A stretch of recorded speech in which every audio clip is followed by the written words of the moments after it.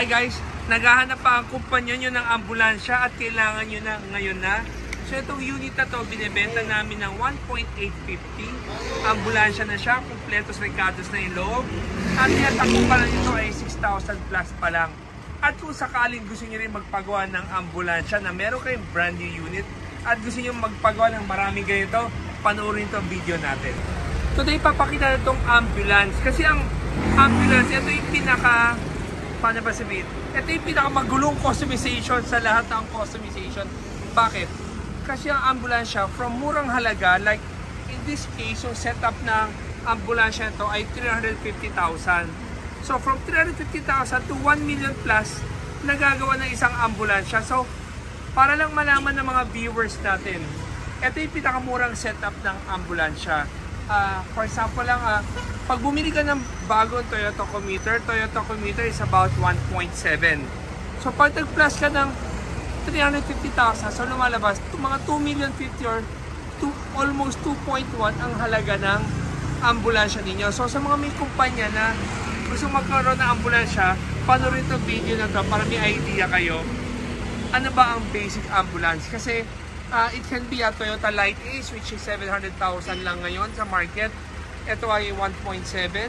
Pero pag nag-customize ka rin yung Light Ace, mas mura lang ng konti sa 350 pero halos andoon lang rin ang presyo niya. For example, itong blinker na to. Yung blinker na yan, merong brand na maganda which is yung Wellen. And then meron din China. So syempre, bibilhin mo lagi, pag murang budget, yung mura rin na ilaw ang bibilhin mo at saka lahat ng ilaw niya is China. Ngayon naman kung gusto mong mahal na customization, magiging mahal din yung mga gamit mo sa loob. Kasi like itong stretcher na to, ang China is about 30,000 or 30 plus thousand lang yung stretcher na to. Tapos ang made in US nasa 700,000 stretcher pa lang. So masyadong maraming laro na presyo pag gagawa ka ng ambulansya. Itong partition wall, pwedeng acrylic, pwedeng salamin, pwedeng kahoy. Again, depende sa gusto niyo. Tapos, itong budget meal na ambulance, wala ka ng, kasi pwede rin lagyan ng yung parang medicine box. So, para lang pumasok sa budget, kasi lagi namin tinatanong, pagka nagpapagawa ng ambulansya, ano ba, kinukuha nyo lang ba ang kumpanya namin ng presyo para matalo sa bidding or talagang gusto nyo magpagawa sa amin? So ang lagi namin tinatanong, kung talagang gusto nyo magpagawa sa amin, we have to give you our specs and we should be transparent sa inyo kung ano ang kailangan, ano ang budget niyo para ma-fit in namin ang budget niyo sa isang ambulansya. Like, ito lang ang pinalagay nila, yung maliit lang na box pero pwede siyang maging buong malaki na buong wall na to ay box din. So basic oxygen, BP machine, ito yung upuan ng nurse. Alam mo itong upuan to, maraming klase rin pwedeng gawin. Standard yung green na curtain. Tapos stainless yung pinaka saluan ng stretcher niya. Tapos may lock siya sa likod.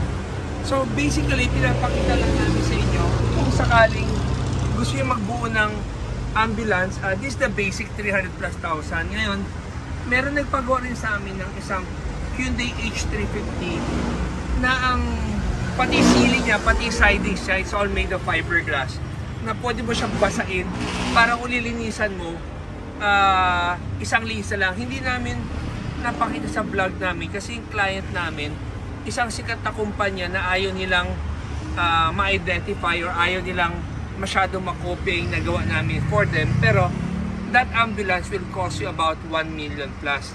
Okay, guys, itong unit to, binibenta rin namin to, used na to, ang tinatakbo ng commuter nito, it's only 6,000 plus.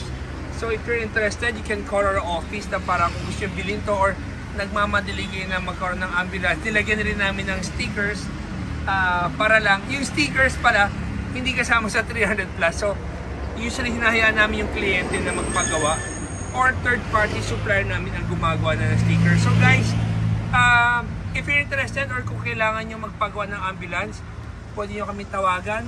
It can be cheaper than this pa rin or pwedeng mas mahal dito. Kayong bahala kung anong specs ang gusto nyo masunod. So guys, thank you for watching our video and always remember, Jesus loves you.